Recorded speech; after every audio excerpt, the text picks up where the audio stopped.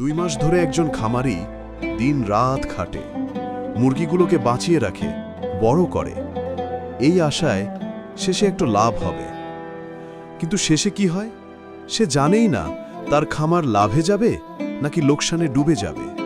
কারণ এই সেক্টরের বাজার নিয়ন্ত্রণ করে কিছু অদৃশ্য চক্র। বিক্রি করতে গেলে বলে বাজারে চাহিদা নাই, দাম কম, আর কিনতে গেলে বলে চাহিদা বেশি ভাই, মাল নাই।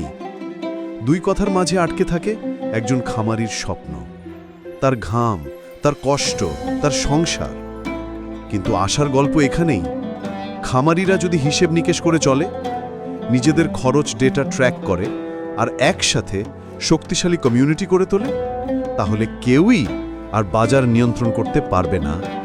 খামারের ভবিষ্যৎ অজানা নয়, নিয়ন্ত্রণ থাকবে খামারির হাতে।